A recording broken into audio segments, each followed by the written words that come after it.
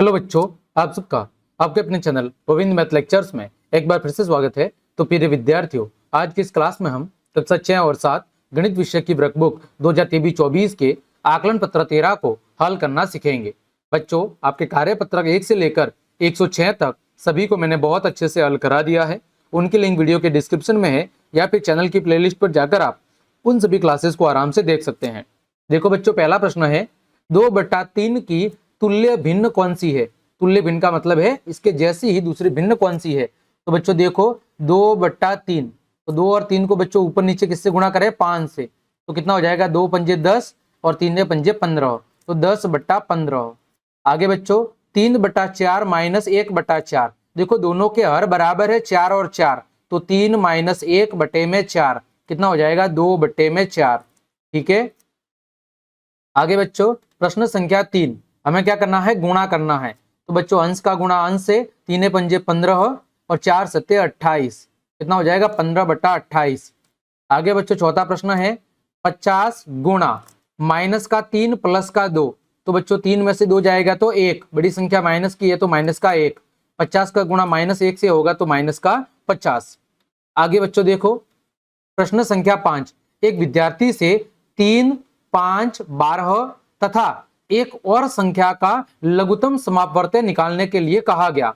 संख्या क्या क्या है बच्चों? 3, 5, 12 और x मान लिया। ठीक है।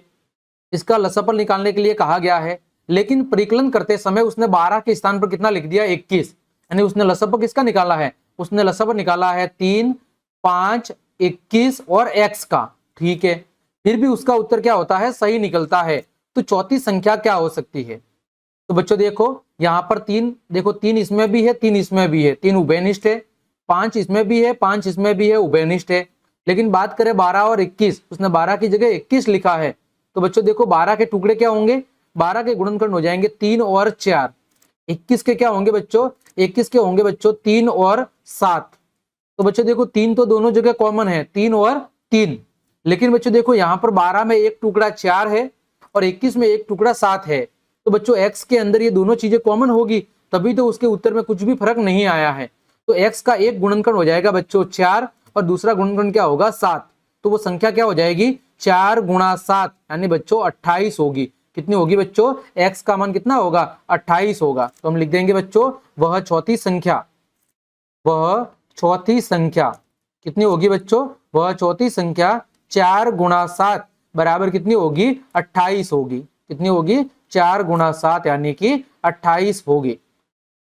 आगे बच्चों देखो प्रश्न संख्या 6, 4 अंकों की वह सबसे छोटी से छोटी संख्या ज्ञात करो जो 18, 24 और 32 से पूरी तरह विभाजित हो जाए। तो बच्चों हम क्या करेंगे? इन तीनों का लसापा निकालेंगे, क्योंकि छोटी से छोटी निकालनी है। तो बच्चों एलसीएम लसापा किसका निकालना है? 18, 24 और 32 का। बच्चों लसापा निकालना मैंने आपको बहुत अच्छे से सिखाया है। तो इन तीनों का लसापा कितना आ जाएगा? 288। कितना आ जाएगा? 288।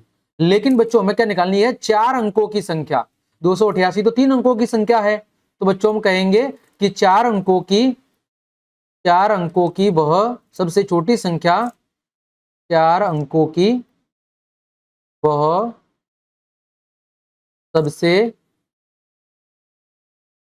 छोटी संख्या। तो बच्चों हम क्या करेंगे? 288 का गुणा कर देंगे 4 से, क्योंकि इसे हमें क्या बनाना है? 4 अंकों की संख्या। तो बच्चों कितना हो जाएगा? 1152। ये वह सबसे छोटी से छोटी संख्या है जिसमें 18, 24 और 32 तीनों का भाग पूरा पूरा जाता है। ठीक है। आगे बच्चों प्रश्न संख्या 7, कपड़े के 5 टुकड़ों की लंबाई 15 मीटर, 21 मीटर, 36 मीटर, 42 मीटर और 48 मीटर है। एक मापने की छड़ी से ये सभी पूर्ण इकाई रूप में मापी जा सकती है। छड़ी की अधिकतम लंबाई यानी छड़ी की बहुत बड़ी से बड़ी माप ज्ञात करनी है, ताकि 15 मीटर का कपड़ा, 21 मीटर का कपड़ा, 36 मीटर का कपड़ा, 42 और 48 मीटर का कपड़ा पूरा से पूरा मापा जा सके। तो बच्चों हम सबके गुणनखंड लिख लेते हैं। 15 के बच्चों क्या है? 3 गुणा 5। ठीक है। 21 के क्या है बच्चों? 3 गुणा 7। 36 के क्या है बच्चों? 3 गुणा 4, 9 चौक 36। फिर बच्चों 42 के क्या है? 42 का बच्चा हो जाएगा आपके 3 गुणा देखो 7 तिया 21, 7 छिंग 42, तो 3 गुणा 2 गुणा 7, और फिर बच्चों 48, 48 का क्या हो जाएगा बच्चों 3 गुणा 4 गुणा 4, ये हो गए 48 के टुकड़े। अब देखो सबका मसप क्या होगा, तो बच्चों एचसीएफ यानी मसप किसका बच्चों 15, 21, 36, 42 और 48। तो सब में कॉमन क्या है बच्चों, सबके अंदर 3 कॉमन है। कितना कॉमन है बच्चों 3, सब में कॉमन है, तो मसप कितना हो जाएगा 3, यानी छड़ी की अधिकतम लंबाई क्या होगी 3 मीटर होगी। तो हम लिख देंगे बच्चों अतः छड़ी की अधिकतम लंबाई क्या होगी, छड़ी की अधिकतम लंबाई होगी 3 मीटर। अतः छड़ी की अधिकतम लंबाई नहीं होगी बच्चों 3 मीटर होगी। ठीक है, आगे बच्चों प्रश्न संख्या 3, हमें बोर्डमास के नियम का उपयोग करते हुए क्या करना है, प्रश्नों को हल करना है।